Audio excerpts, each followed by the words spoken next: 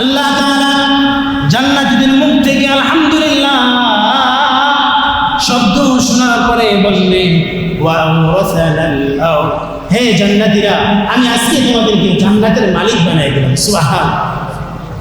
জান্নাতীরা আল্লাহকে বলবে, আল্লাহ জান্নাতের মালিক তো বানাইলেন, শুনলাম বুঝলাম, কতদিনের জন্য?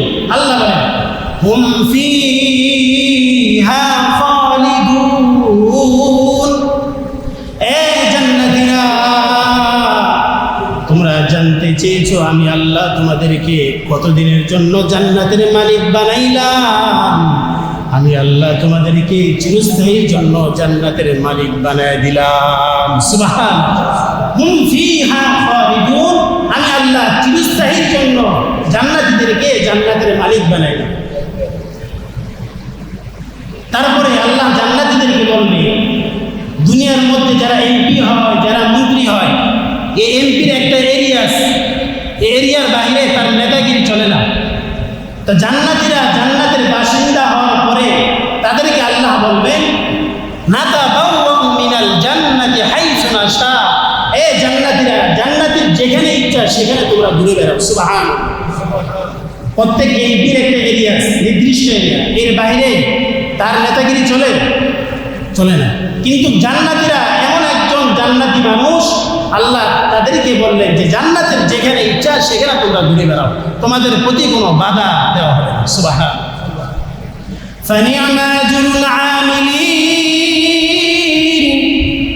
যারা নেককার, যারা মুত্তাকি, যারা ঈমানদার, তাদের উত্তম প্রতিদান কতই না সুন্দর করে আল্লাহ দিয়েছেন। সুবহানাল্লাহ। আলহামদুলিল্লাহ শব্দটা আল্লাহ তাআলার কাছে এত দামি, তামলাআন মা বাইনাস সামাই ওয়াল আরদ।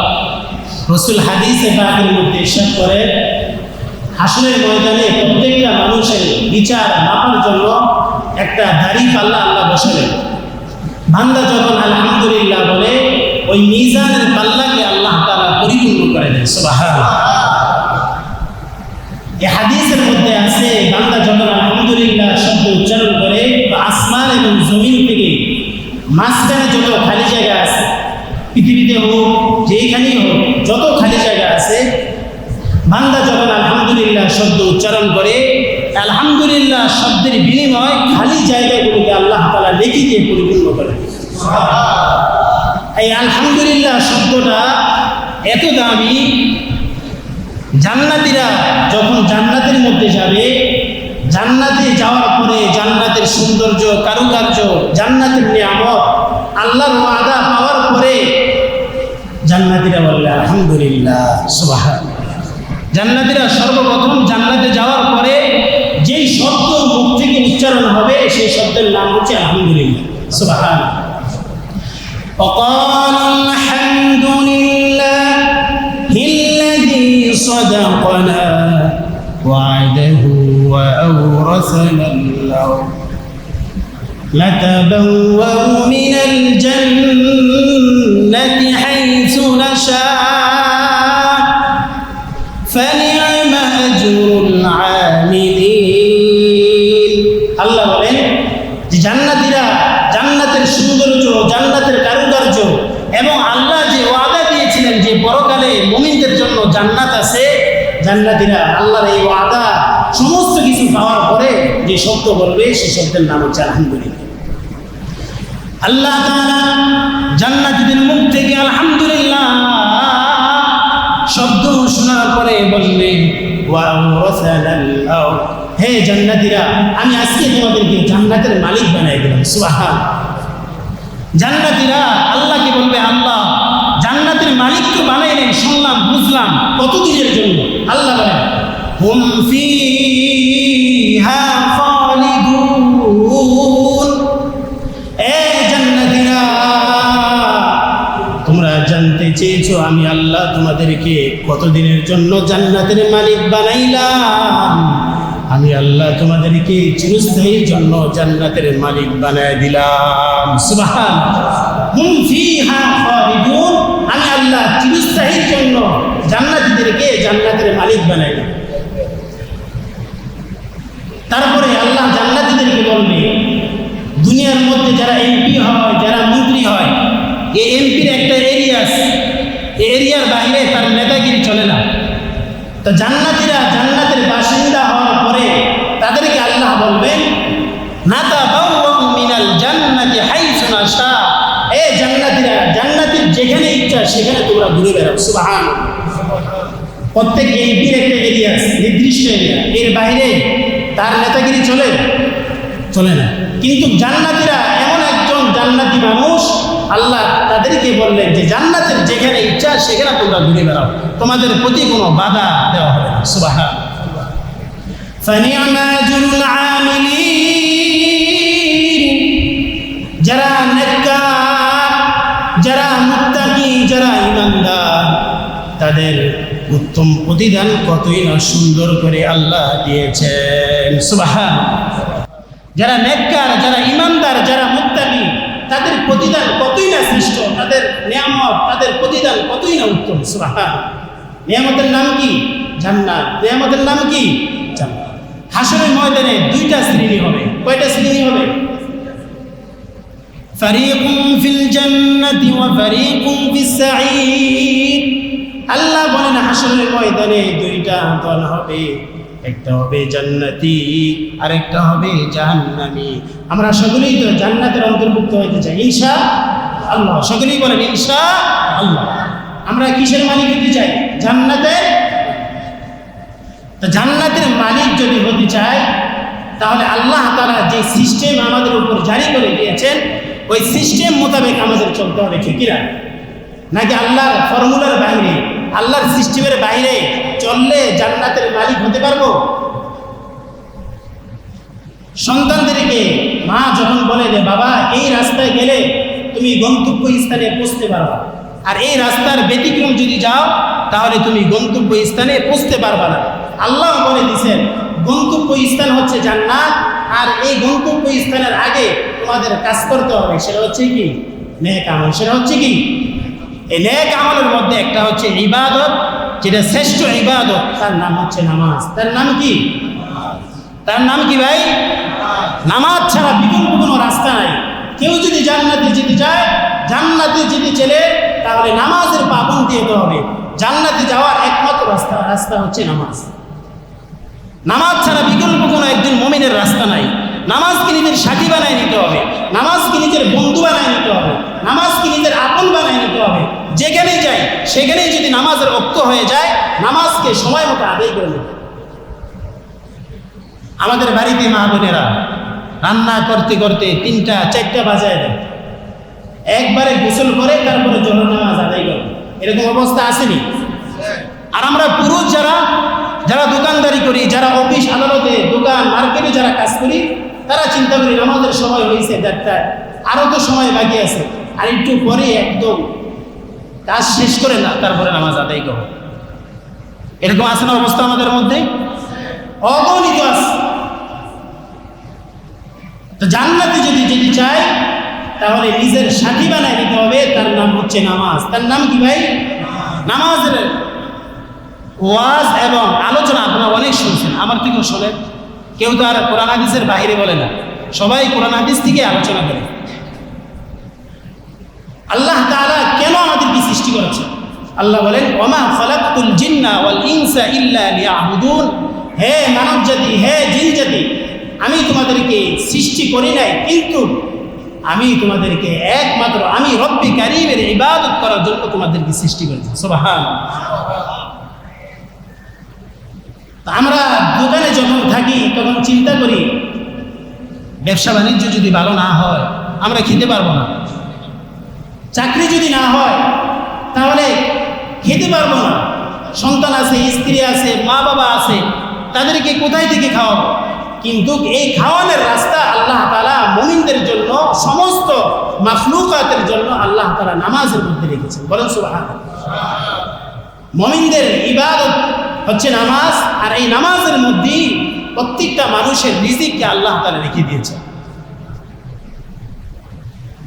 আজকে এই নামাজ থেকে আমরা দূরে আসি। আর স্ত্রীকে সময় দেওয়া আমার কাছে সময় আছে, ছেলেকে স্কুলে নিয়ে যাওয়ার মতো আমার কাছে সময় আছে, দোকানে যাওয়ার মতো সময় আমার কাছে আছে, ব্যবসা বাণিজ্যের কাছে যাওয়ার মতো সময় আমার আছে, কিন্তু নামাজ পড়ার সময় আমার কাছে নাই, ঠিক নেই। এই জন্য আমরা একটা কথা বলি বা বিভিন্ন জায়গায় লেখা থাকে যে নামাজকে বলো না কাজ আছে, বরঞ্চ কাজকে বলো যে আমার কি আছে, এখন নামাজ আছে। কাজকে বলিও না যে আমার কাজ আছে, আগে কাজ শেষ করে নি তারপরে নামাজ পড়ো, বরঞ্চ কাজকে বলবা যে আমার এখন কি আছে, নামাজ। এই ইবাদত যারা করবে, নেক আমল যারা করবে, আল্লাহ তাআলা তাদেরকে জান্নাতের মধ্যে আপ্যায়নের ব্যবস্থা রেখেছেন। সুবহানাল্লাহ। আপনার বাড়িতে যদি মেহমান আসে, আপনি মেহমানকে সম্মান করার জন্য পাগল পারা হয়ে যান, কত আইটেম তার সামনে দিতে পারেন, যত বেশি আইটেম তার সামনে দিবেন ওই মেহমান তত বেশি আপনার প্রতি খুশি হবে, সন্তুষ্ট হবে। কিন্তু জান্নাতের মধ্যে জান্নাতীদেরকে আল্লাহ নিজে মেহমানদের ব্যবস্থা করবে। এটা কি নেক আমল করলে না নেক আমল ছাড়া? ইন্নাল্লাযীনা আমানু ওয়া আমিলুস সালিহাতি কানাত লাহুম জান্নাতুল ফিরদাউসি নুজুলা। সুবহানাল্লাহ। আল্লাহ তাআলা বলেন, যারা ঈমান আনবে, যারা নেক আমল করবে, আমি আল্লাহ তাদের জন্য জান্নাতুল ফিরদাউসের ব্যবস্থা রেখে দিয়েছি। সুবহান। জান্নাতুল ফিরদাউস সর্বশ্রেষ্ঠ জান্নাত। যারা নেক আমল করবে, যারা ঈমান আনবে, আমি আল্লাহ তাদের জন্য জান্নাতুল ফিরদাউস রেখে দিয়েছি। আর ওই জান্নাতের মেহমানদেরকে আল্লাহ তাআলা নুজুলাম মিন গফুরির রহিম, দয়াময় রবের পক্ষ থেকে তাদের জন্য আপ্যায়নের মেহমানদারির ব্যবস্থা রাখবে। সুবহানাল্লাহ। দয়াময় রবের পক্ষ থেকে তাদের জন্য আল্লাহ তাআলা মেহমানদারি আপ্যায়নের ব্যবস্থা রেখেছেন। সুবহানাল্লাহ। তো ইবাদতের মধ্যে একটা হচ্ছে নামাজ। এই নামাজকে যে ব্যক্তি নিজের বন্ধু বানায় নিবে, এই নামাজকে যে ব্যক্তি নিজের সাথী বানায় নিবে, কালকে কিয়ামতের ময়দানে এই নামাজ তাকে বিনা হিসাবে জান্নাতে নিয়ে যাবে। সুবহানাল্লাহ।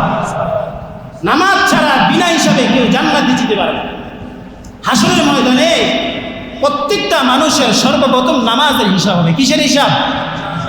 আজকে এই নামাজ থেকে আমরা দূরে আছি।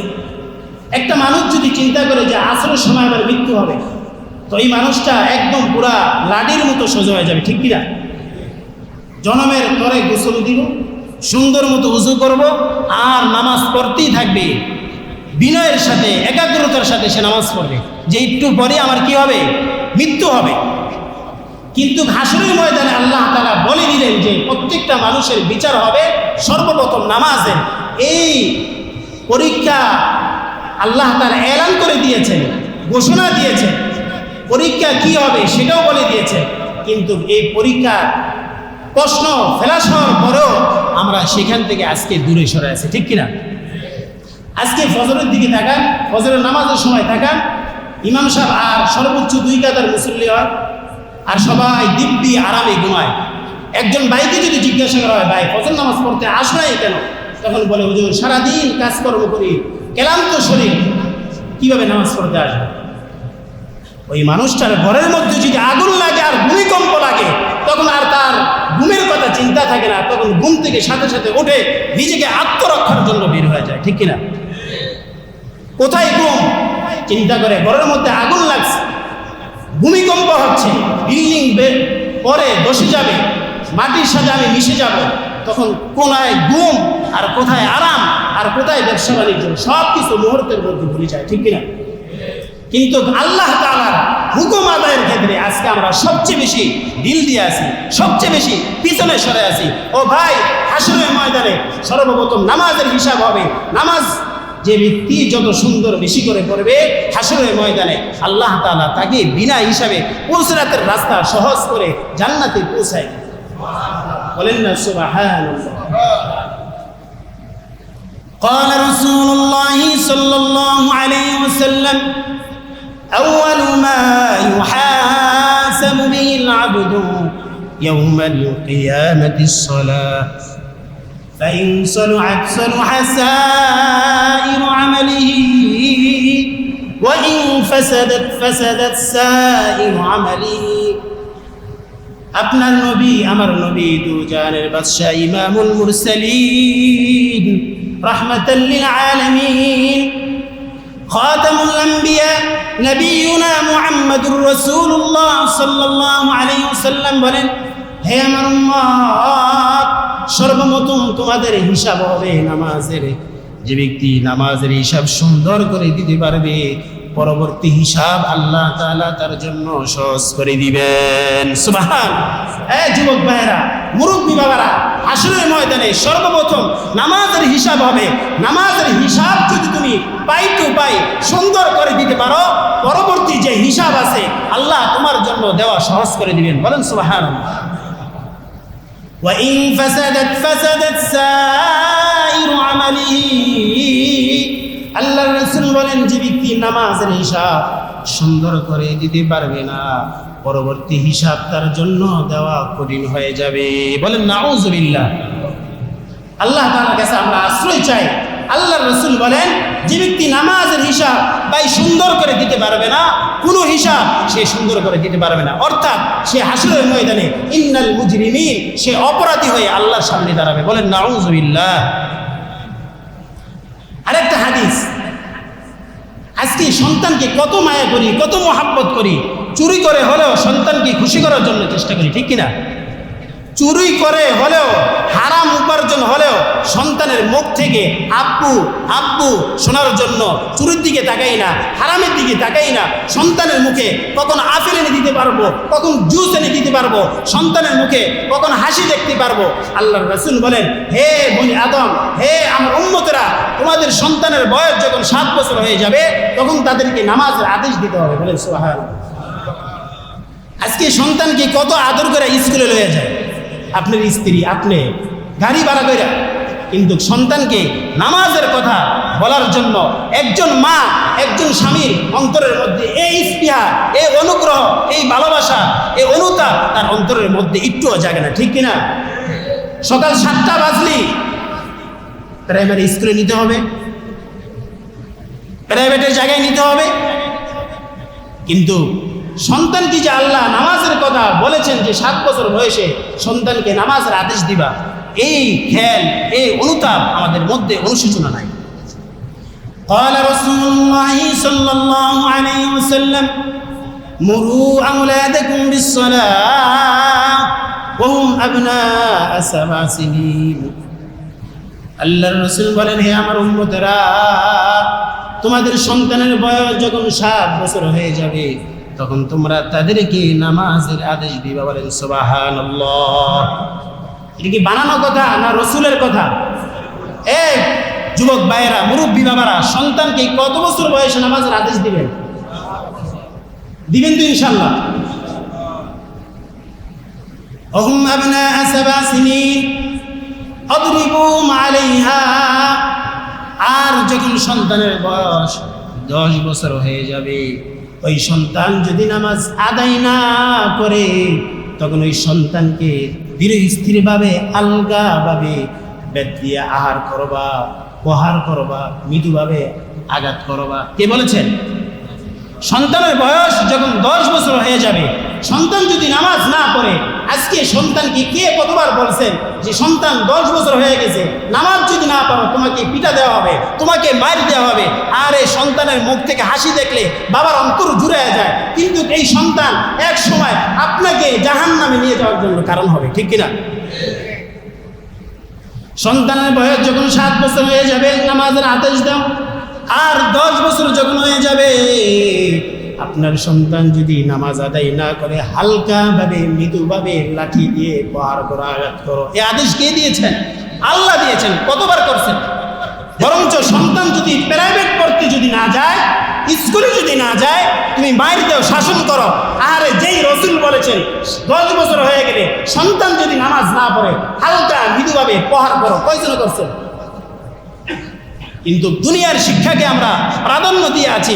যে রব্বি কারীম আমাকে সৃষ্টি করেছেন, যে কুল কায়নাতের মালিক, যিনি আমাকে তোমাকে এত সুন্দর করে চোখ দিলেন, এত সুন্দর করে কান দিলেন। আলাম নাজআল লাহু আইনাইন, এই বান্দা দুইটা চক্ষু তো আমি তোমাকে দিছি, তোমার মা দেয় নাই, তোমার এমপি মন্ত্রী দেয় নাই, দুনিয়ার কোনো বাদশাহ দেয় নাই। ওয়া লিসানান ওয়া শাফাতাইন, আজকে মুখ দিয়ে কথা বলছো, দুইটা আমি তোমাকে দিছি, একটা জিহ্বা আমি তোমাকে দিছি, দুনিয়ার এমপি মন্ত্রী কেউ তোমাকে দেয় নাই। ওয়াজআলনা সাবআ ওয়াল আবসারা ওয়াল আফিদা কুল হুয়াল্লাযী আনশাআকুম ওয়াজআলা লাকুমুস সামআ ওয়াল আবসারা ওয়াল আফিদা, আমি তোমাকে কথা শোনার জন্য কান দিলাম, আমি তোমাকে দেখার জন্য চক্ষু দিলাম, আমি তোমাকে উপলব্ধি করার জন্য অন্তর দিলাম। এগুলো তো তোমার মা তোমাকে দেয় নাই। তোমার মা শুধু তোমাকে ভাড়াটিয়ার মতো 10 মাস 8 মাস 9 মাস গর্ভধারণ করেছেন। এই আমি আল্লাহ সমস্ত কিছু সিস্টেম করে তোমার মার বুকের মধ্যে ধারণ করার ক্ষমতা তোমাকে দিয়েছিলাম, তোমার মাকে দিয়েছিলাম। আর তুমি যখন দুনিয়ার মধ্যে আসছো, তুমি হাঁটতে পারো না, চলতে পারো না, যখন ধীরে ধীরে বড় হয়েছ, আমি সমস্ত কিছু দেখার জন্য, শিখার জন্য আমি আল্লাহ তোমাকে উপলব্ধি করার মতো শক্তি দিয়া দুনিয়াতে পাঠাইছিলাম। এই বান্দা, আজকে দুনিয়াতে আসার পরে আমি রব্বি কারীমের সাথে ধোঁকাবাজি করছো। ইয়া আইয়ুহাল ইনসানু মা গররাকা বিরব্বিকাল কারীম, যিনি সম্মানিত রব, তার ব্যাপারে কিছু তোমাকে ধোঁকায় ফেলে দিল। আল্লাযী খলাকাকা ফাসাওয়াকা ফাআদালাক, আমি এত সুন্দর করে সুদাম দেহের অধিকারী দিয়ে, এত সুন্দর গঠন দিয়ে আমি আল্লাহ তোমাকে বানাইলাম। আল্লাযী খলাকাকা ফাসাওয়াকা ফাআদালাক ফি আইয়ি সূরাতিন মা শাআ রাক্কাবাক, এত সুন্দর চেহারা, এত বিসিজ, এত সুন্দর চেহারা আমি আল্লাহ তোমাকে দিলাম। লাকাদ খলাকনাল ইনসানা ফি আহসানি তাকওয়িম, এত সুন্দর করে আমি তোমাকে বানাইলাম। ওয়ালাকাদ কাররামনা বনি আদম, সমস্ত কিছুর চাইতে আমি বনি আদমকে শ্রেষ্ঠত্ব দিয়ে আমি সৃষ্টি করেছি। বলেন সুবহানাল্লাহ। আজকে এত নিয়ামত পাওয়ার পরে আরে নামাজের সময় আমি তোমার কাছে পাই না, আমি তোমার কাছে কোরআন তেলাওয়াতের সময় পাই না, জিকির করার সময় আমি তোমার কাছে পাই না। আর এমপি তোমার কাছে সময় পায়, মন্ত্রী তোমার কাছে সময় পায়, মিছিল করার সময় তোমার কাছে পাওয়া যায়। এই এমপি মন্ত্রী তোমাকে মৃত্যুবরণ করার পরে কবরের পাশে দিয়ে দাঁড়াইব না, হাসরের ময়দানে তোমার জন্য সুপারিশ করার জন্য দাঁড়াইব না। হাসরের ময়দানে ঈসা নবী বলবে ইয়া উম্মা ইয়া নাফসি, ইব্রাহিম নবী বলবে ইয়া নাফসি, আদম নবী বলবে ইয়া নাফসি, ইউনুস নবী বলবে ইয়া নাফসি, জাকারিয়া নবী বলবে ইয়া নাফসি, অর্থাৎ সমস্ত নবীরা বলবে ইয়া নাফসি। আর হাসরের ময়দানে আপনার নবী, আমার নবী বলবে ইয়া উম্মতি ইয়া উম্মতি। আরে যে নবী 10টা বছর নয় 23টা বছর শরীরের মধ্যে যার যা করে ফেলেছেন শুধু ইসলাম কায়েম করার জন্য, নামাজ প্রতিষ্ঠিত করার জন্য, আজকে সেই নবীর উম্মত হয়ে ফজরের সময় ঘুমায় থাকি, জোহরের সময় দোকানে থাকি, জোহরের সময় অফিস আদালতের মধ্যে থাকি, আমি কেমন মুসলমান হলাম? আমার তো মুসলমানের মধ্যে নাম খাতা তো দূরে থাকার কথা। এক ওয়াক্ত নামাজ কেউ যদি ছেড়ে দেয়, আল্লাহর রাসূল বলেন সে যেন আল্লাহর সাথে গাদ্দারি করলো, সে যেন আল্লাহর সাথে কুফরি করলো। বলেন না আউযুবিল্লাহ। ফজরের সময় কে করে নামাজ পড়ছেন বলেন? ফজর নামাজ কে পড়ছেন বলেন? হাত উঠার দরকার নেই। আরে তোমার মেয়ে যদি তোমার কাছে সময় চায়, সময় ভাই 7 বছর বয়সে সন্তানকে নামাজের আদেশ দিতে হবে। 10 বছর বয়সে সন্তান যদি নামাজ না পড়ে প্রহার করতে হবে, নামাজের জন্য তাকে তাকিদ দিতে হবে। ওয়াফাররিকু বাইনাহুম ফিল মাদাজি, রাসূল বলেন 10 বছর যখন হয়ে যাবে তখন সন্তানের বিছানা আলাদা করে দিবা। যখন সন্তানের বয়স 10 বছর হয়ে যাবে তখন বিছানা কি করে দিতে হবে? আলাদা করে দিতে হবে। এক জুমা থেকে আরেক জুমা, এক জুমা থেকে আরেক জুমা, এক ওয়াক্ত নামাজ থেকে আরেক ওয়াক্ত নামাজের মাঝখানে যত গুনাহ হবে আল্লাহর রাসূল মাফ করে দেওয়ার ঘোষণা করেছেন। বলেন সুবহানাল্লাহ। قال رسول الله صلى الله عليه وسلم الصلوات الخمس والجمعة إلى الجمعة كفارة لما بينهن। আল্লাহর রাসূল বলেন এক নামাজ থেকে আরেক ওয়াক্তের মাঝখানে যত গুনাহ হবে আমার রব্বি কারীম আপনার সমস্ত গুনাহ মাফ করে দেয়। সুবহানাল্লাহ। আল্লাহর রাসূল বলেন এক জুমা থেকে আরেক জুমা, অর্থাৎ 2 জুমার মাঝখানে যত গুনাহ হবে রব্বি কারীম বলে জুমা আদায় করার কারণে মাঝখানের সমস্ত গুনাহ কাফারা স্বরূপ আমি আল্লাহ ক্ষমা করে দেই।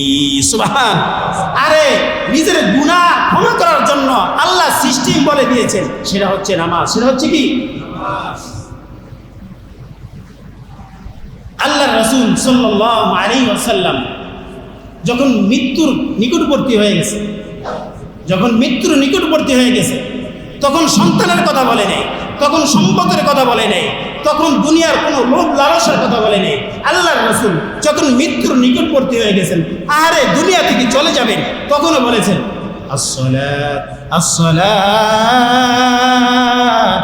ইত্তাকুল্লাহ ফীমা মালাকাত আইমানুকুম। আল্লাহর রাসূল বলেন, হে আমার পরিবার, হে আমার উম্মত, আমি দুনিয়া থেকে চলে যাচ্ছি, তোমাদের মাঝখানে সারা জীবন থাকবো না, তোমাদের মাঝে আমি চিরস্থায়ী থাকবো না।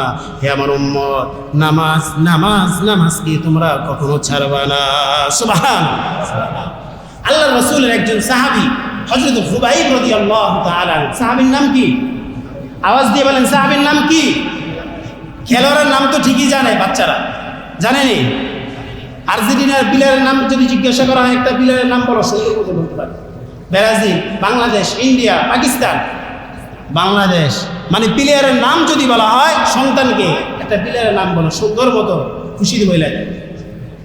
কিন্তু আপনার সন্তানকে যদি জিজ্ঞাসা করা হয়, একজন সাহাবীর নাম বলো, 5 জন সাহাবীর নাম বলো, পারে? সাহাবীর নাম কি? হযরত খুবাইব। সাহাবীর নাম কি? উহুদ যুদ্ধের পরে কবিলায়ে আজম সর মিন হায়াতি সাহাবা, ডক্টর আব্দুর রহমান রহমতুল্লাহ আলাইহি তার কিতাবের মধ্যে লিখেছে, উহুদ যুদ্ধের পরে কবিলায়ে আজম, সেখানে তাদেরকে দ্বীনি শিক্ষা দেওয়ার জন্য আল্লাহর রাসূল 6 জন সাহাবীকে পাঠিয়েছেন। বুখারীর riwayate আরো বেশি, 10 জনের কথা এসেছে। আল্লাহর রাসূল 6 জন সাহাবীকে দিয়ে পাঠাইলেন, এর মধ্যে একজন সাহাবীর নাম হচ্ছে হযরত খুবাইব রাদিয়াল্লাহু তাআলা। যাইতে এক জায়গায় কাফের বেঈমানেরা এই সাহাবীদেরকে গ্রেফতার করে ফেলছে, 5 জন সাহাবীকে শহীদ করে দিয়েছে, আর এর মধ্যে একজন রাখছে হযরত খুবাইব রাদিয়াল্লাহু তাআলা। খুবাইব রাদিয়াল্লাহু তাআলা আনহুকে এই কাফের বেঈমানেরা বলে, খুবাইব তুমি ঈমান ছাড়ো, ঈমান যদি না ছেড়ে দাও, তোমাকে তাদের মতো হত্যা করা হবে, তোমাকে শুলিতে চড়ানো হবে। বলেন নাউযুবিল্লাহ, বলেন না নাউযুবিল্লাহ। হযরত খুবাইব রাদিয়াল্লাহু তাআলা আনহুকে তানঈম প্রান্তে নিয়ে গেল। নিয়ে যাওয়ার পরে খুবাইব রাদিয়াল্লাহু তাআলা আনহুকে বলে, হে খুবাইব, ওই যে শুলি দেখতেছো, তুমি যদি ঈমান না ছাড়ো, মুহাম্মাদের প্রতি যে ঈমান এনেছো, আল্লাহর প্রতি যে বিশ্বাস স্থাপন করেছো, ছেড়ে দাও, যদি না ছাড়ো তোমাকে হত্যা করা হবে। কাফের বেঈমানেরা হাসতেছে, কেউ তালি দিচ্ছে, কেউ হাসি তামাশা করছে। খুবাইব রাদিয়াল্লাহু তাআলা আনহু বলে, এই কাফের বেঈমানেরা, তোমরা আমাকে আমার রব্বি কারীমের সাথে 2 রাকাত নামাজ পড়ার সময় দাও। বলেন সুবহানাল্লাহ।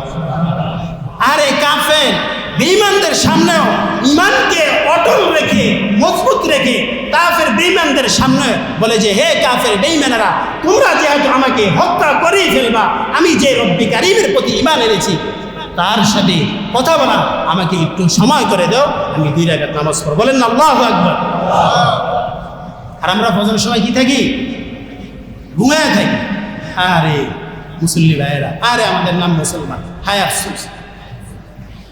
হযরত খুবাইব রাদিয়াল্লাহু তাআলা আনহু নামাজের মধ্যে দাঁড়ায়, আর কাফির বেঈমানদের মধ্যে একজন ছিল সাঈদ ইবনে আমির আল জুমাই রাদিয়াল্লাহু তাআলা আনহু। হযরত খুবাইব নামাজের মধ্যে দাঁড়ায় গেছে, কোরআন তেলাওয়াত সুন্দর করে এত বিনয়ের সাথে নামাজের মধ্যে দাঁড়ায় আছে, নামাজ আদায় করতেছে, এত বিনয়ের সাথে রুকু করতেছে, এত বিনয়ের সাথে সিজদা করতেছে, আর কাফের বেঈমানেরা হাসতেছে। তাদের মধ্যে একজন হলো হযরত সাঈদ ইবনে আমির আল জুমাহি। সাহাবীর নাম কি? সাঈদ ইবনে আমির আল জুমাহি। তিনি খুবাইবের নামাজের দৃশ্য দেখতেছেন, আরে নামাজের মধ্যে দাঁড়াইছে এত বিনয়ের সাথে। সে তো কোনো উজ্জার সামনে দাঁড়ায় নেই, সেই তো কোনো মানাতের সামনে দাঁড়ায় নেই, সেই তো কোনো বগলের সামনে দাঁড়ায় নেই। তিনি তো এমন একজন, তার অন্তরের মধ্যে একটা অনুসূচনা, অনুপ্রেরণা, উপলব্ধি শুরু হয়ে গেছে। আরে কার সামনে দাঁড়াইছে? যার সামনে দাঁড়াইছে এত সুন্দর বিনয়ে, রুকু সিজদা, এত সুন্দর কোরআন তেলাওয়াত।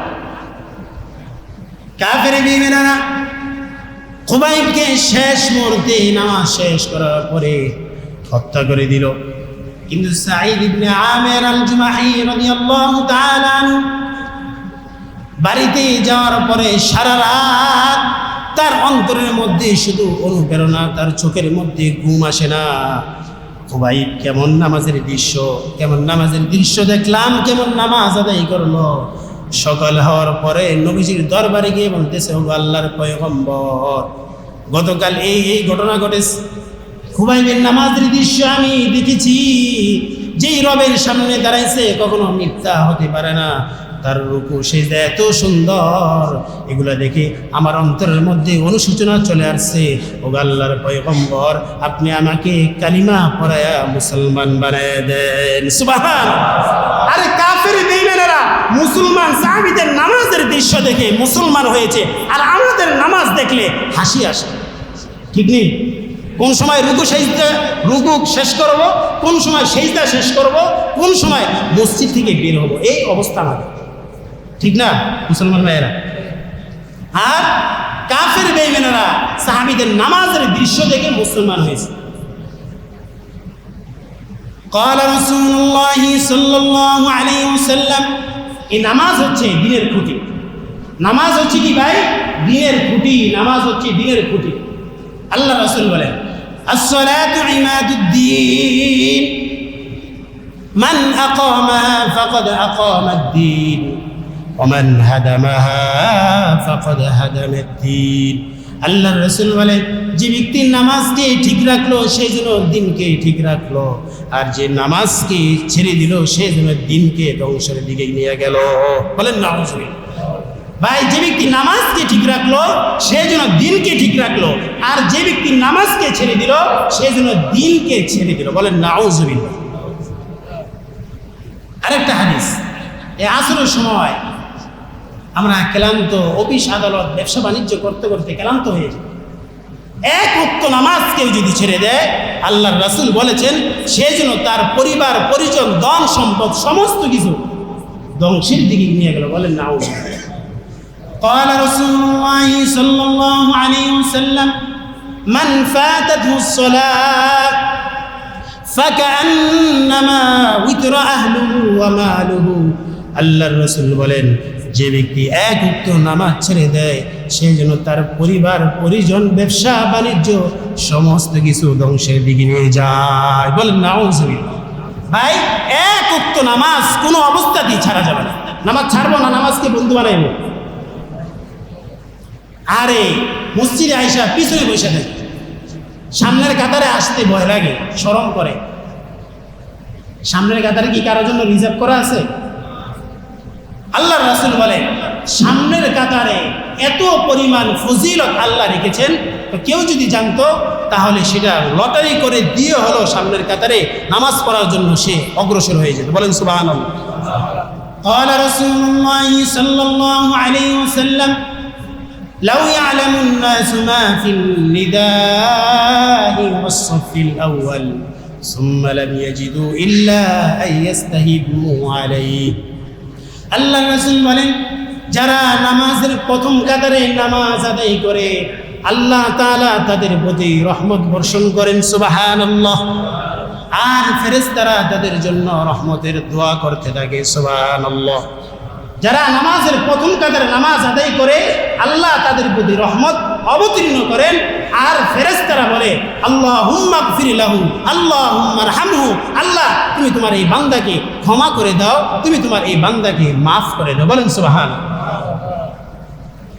সুম্মা লাম ইয়াজিদু ইল্লা আন ইস্তাহিমু আলাইহি। আল্লাহর রাসূল বলেন, কেউ যদি এই সওয়াব অর্জন করা কি পরিমাণ আল্লাহ রেখেছেন, ওই কেউ যদি জানতো লটারি করা ব্যতীত সেটা অর্জন করা সম্ভব নয়, তাহলে প্রত্যেকটা মানুষ লটারি করার জন্য অগ্রসর হয়ে যাইত। সুবহানাল্লাহ। এত পরিমাণ ফজিলত আর এত পরিমাণ বারাকাত আল্লাহ তাআলা রেখেছেন। আরে মসজিদে ব্যবসা, মসজিদে দুনিয়া, মসজিদে আখিরাত, মসজিদে সফলতা, মসজিদে শান্তি, মসজিদ ছাড়া বিকল্প কোনো রাস্তা নেই। বলেন সুবহানাল্লাহ। আর আমরা বারাকাত তালাশ করি ঘরের মধ্যে, দোকানের মধ্যে, অফিস আদালতের মধ্যে। রাসূল কারীম সাল্লাল্লাহু আলাইহি ওয়াসাল্লাম আরেকটা হাদিসের মধ্যে ইরশাদ করেছেন 40 দিন, কতদিন? মা গো মা, 40 দিন। একদিনই তো 5 ওয়াক্ত নামাজ সময় মতো আদায় করতে পারি না। একদিনই তো 5 ওয়াক্ত নামাজ সময় মতো আদায় করতে পারি না। কতদিনের কথা বলেছেন? আল্লাহর রাসূল বলেন, যে ব্যক্তি 40 দিন একাধারে জামাতের সাথে নামাজ আদায় করবে, 5 ওয়াক্ত নামাজ জামাতের সাথে, আল্লাহর রাসূল তার ব্যাপারে 2টা ঘোষণা দিয়েছেন। বলেন সুবহানাল্লাহ। قال رسول الله صلى الله عليه وسلم من صلى لله 40 يوما في جماعة كتب له براءة من النار وبراءة من النفاق براءتان। আল্লাহর রাসূল বলেন, যে ব্যক্তি 40 দিন একাধারে 5 ওয়াক্ত নামাজ আদায় করবে, আল্লাহর রাসূল তার জন্য 2টা ঘোষণা করেছেন। 1 নম্বর ঘোষণা হচ্ছে, তার নামটা জাহান্নাম থেকে আল্লাহ তাআলা কেটে দিবেন। সুবহানাল্লাহ। 5 ওয়াক্ত নামাজ 40 দিন একাধারে জামাতের সাথে যদি আদায় করতে পারি, মুনাফিক থেকে আল্লাহ তাআলা আমাদের নাম কি করবেন? কথায় কথায় মুনাফিক বলি, ওয়াদা রক্ষা করি না। ব্যবসা বাণিজ্য করতে গেলে যেন বেশি মিশা কথা পাওয়া যাবে, কোনো বেশি ব্যবসা বাণিজ্য হবে, ঠিক নেই? মিশা কথা কইলে তো কাস্টমারে বেশি নেয়, মুনাফিক। আল্লাহ রাসূল বলেছেন, আয়াতুল মুনাফিকি সালাসুন, ইযা হাদাসা কাযাবা, যে কথায় কথায় মিথ্যা কথা বলে সে মুনাফিক। ওয়া ইযা ওয়াদা আখলাফা, যে ওয়াদা ভঙ্গ করে সে মুনাফিক। ওয়া ইযা তুমিনা খানা, যার কাছে আমানত রাখা হয় আমানতের খেয়ানত যে করে সে মুনাফিক। এইগুলোর মধ্যে আমরা আসি, একটু দেখেন তো আসি? কথায় কথায় মিথ্যা কথা বলি, ওয়াদা রক্ষা করে ভঙ্গ করিনি, আমানত রাখা হইলে এটা ভঙ্গ করিনি, সবগুলোর মধ্যে আমরা আছি, মুনাফিকের অন্তর্ভুক্ত। এই মুনাফিকের নাম যদি কাটাতে চায়, তাহলে ভাই 40 দিন একাধারে একটা কোর্স আদায় করেন, মুনাফিক থেকে আল্লাহ আপনার নাম কেটে দিবেন, আর জাহান্নাম থেকে আপনার নাম আল্লাহ কেটে দিবেন। যুবকরা তৈরি আছেন ইনশাআল্লাহ? মুরব্বী বাবা তৈরি আছেন ইনশাআল্লাহ? আপনাদের মসজিদ কত সুন্দর, মাশাআল্লাহ। সবাই বলেন আলহামদুলিল্লাহ, আবার বলেন আলহামদুলিল্লাহ। অনেক দামি ফেন, দামি ফেন। জান্নাত হচ্ছে কয়টি? 8টি। 8টা কয়টি? এক এক জান্নাতের নাম দারুল মাকাম, দারুল করার, দারুল নাঈম, জান্নাতুল ফিরদাউস। 8টা জান্নাত। এই 8টা জান্নাতের নামে, এক একটা জান্নাতের নামে নামে কে কে 10,000 টাকা করে দিবেন? হাত তুলেন, প্রথম যে তুলেন জান্নাতুল ফিরদাউস।